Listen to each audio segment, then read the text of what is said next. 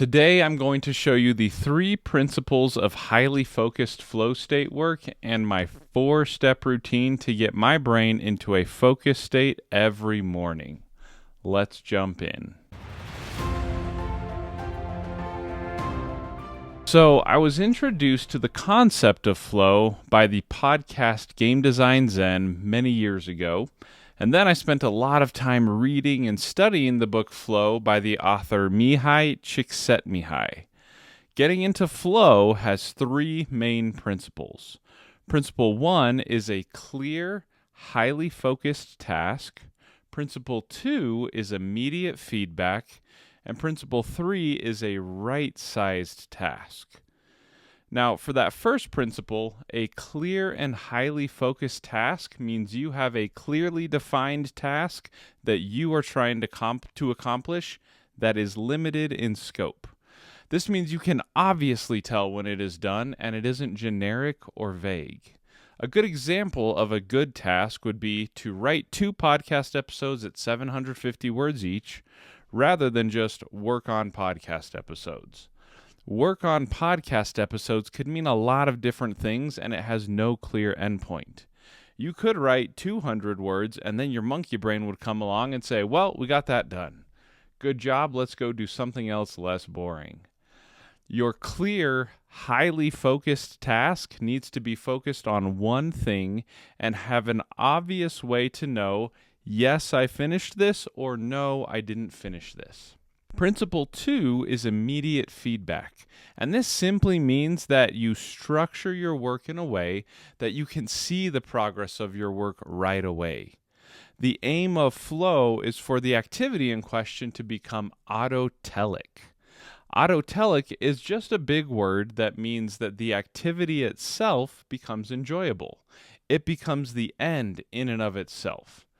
Doing the activity, you get an immediate return on investment in terms of good feelings and the reward of satisfaction. Immediate feedback is crucial for this because you need to see your progress in order to gain that sense of satisfaction. When I'm writing, I use a writing application that keeps a little word count up at the top of my document, and as I write, I can see the number of words tick up. I can also see the document getting longer as I progress through the episode I'm writing. Now, principle 3, a right-sized task, simply means that the task is within your zone of capability, but still hard enough to stretch you a bit. And you can adjust this by giving yourself more or less time, or by breaking the task down into more granular components, depending on your skill level. Often when you feel overwhelmed trying to work on a task, it is because the task is either not clearly defined, you can't see your progress on it, or it feels outside of your skill level. And you can address this by breaking the task down into more clearly defined, simpler steps, and then checking them off as you work through them.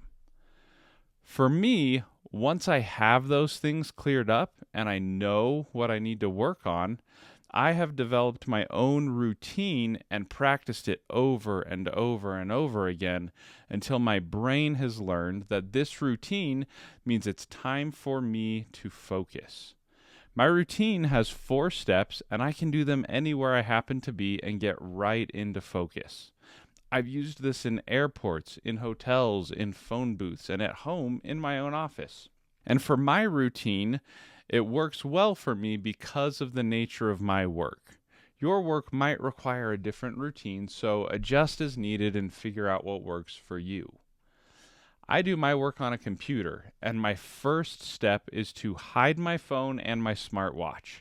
This is me physically putting away devices that can often be distracting, with notifications, browsing, movies, or whatever it might be. It's also a cue that hooks into my sense of sight. My second step is to take a drink of water from my water bottle.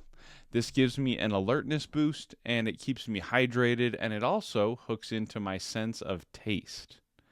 My third step is to put on my noise-canceling headphones. This silences the world around me and helps me avoid noise distractions. It also hooks into my sense of touch, feeling that slight pressure of the headphones over my ears. And my last step is to start my focused playlist. This is a playlist of electronic music with no words, and it lasts 90 minutes, which is the smallest amount of time that I give to a task.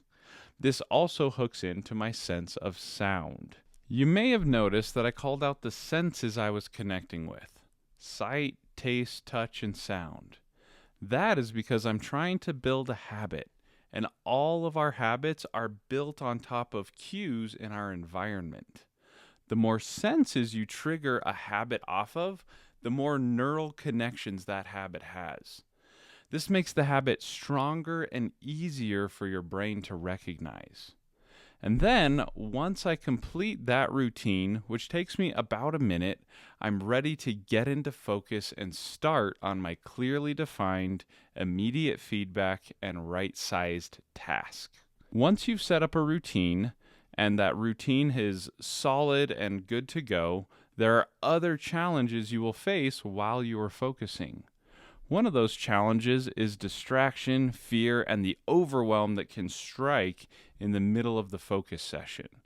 And this is an emotional challenge. And to help you combat it, I have created a free course on defeating procrastination and distraction at the emotional level. Click on the link in the description to get access to this free course. And leave a comment down below with how you want to improve your own focus routine. And if you found this helpful, please like the video, subscribe to the channel, and hit the notification bell to make sure you see all of our new videos.